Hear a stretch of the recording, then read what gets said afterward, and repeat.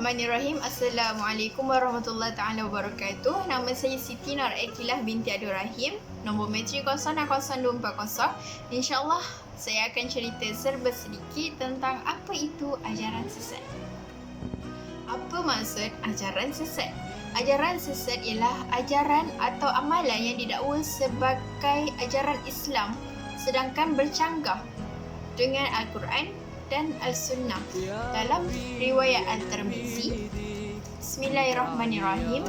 Wa ma atakumur rasulu fakhuzu wa ma nahakum anhu fantahu. Wattaqullaha innallaha syadidul iqab.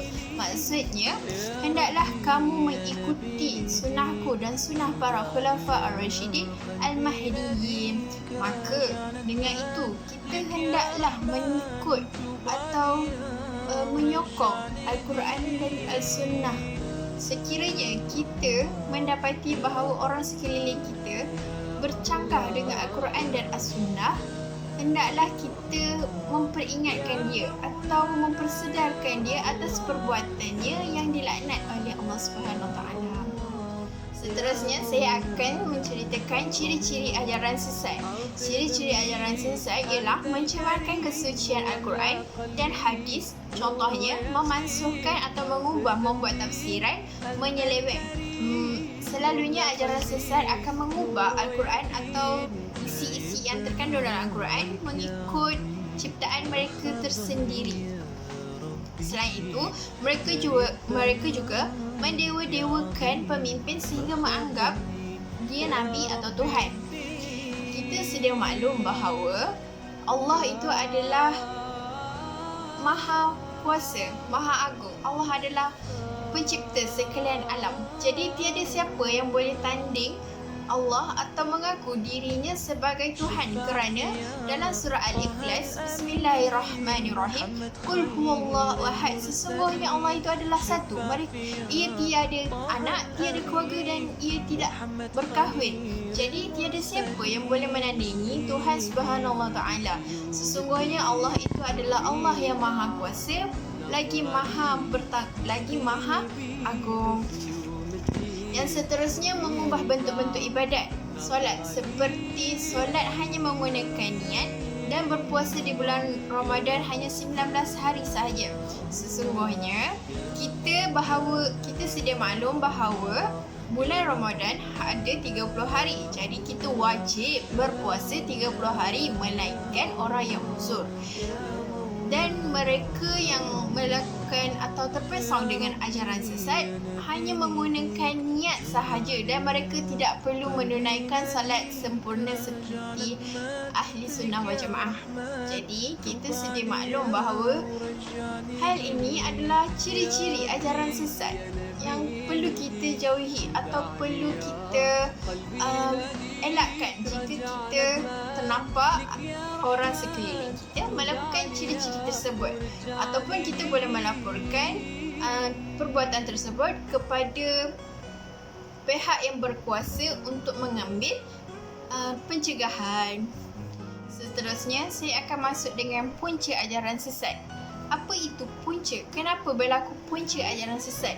Punca ini berlaku kerana kepentingan atas diri sendiri untuk ekonomi sendiri. Contohnya, kita sedia maklum bahawa kita menunaikan umrah dan haji di Mekah dan bayaran dalam kos sekitar 6,000 lebih. Tetapi ajaran sesat ini mengambil kesempatan kepada orang ramai yang cetek ilmunya, hanya membayar 3,000 atau 2,000 dan mereka bertawaf di pokok sahaja sebanyak 7 kali, seolah-olah pokok itu adalah Kaabah di Mekah. Masya Allah, sesungguhnya perbuatan ini adalah perbuatan yang dilaknat oleh Allah Subhanahu Wa Taala. Contoh ajaran sesat yang terkenal yang selalu berlaku di Malaysia ini ialah ajaran Bahai. Ajaran ini ialah satu kumpulan atau mahzab yang berdakwa Nabi baru dengan kitabnya yang suci, iaitu Al-Bayan, yang memansuhkan segala kitab Sawawiyah seperti Zubur, Injil, Taurat dan Al-Quran. Sesungguhnya ajaran sesat ini berlaku kerana kecetekan ilmu atau mereka ingin menjadi lebih hebat dan lebih kuat daripada orang lain. Tetapi kita kena Ingat bahawa Allah itu Maha Agung, Allah itu Maha Berkuasa. Tiada siapa yang dapat menandingi dirinya melainkan Allah Subhanahu Wa Taala. Jadi kita sebagai hamba-Nya hendaklah bertakwa, taat dengan perintahnya dan jauhkan diri kita daripada melakukan perkara yang mendatangkan syirik atau perkara yang dilaknat oleh Allah.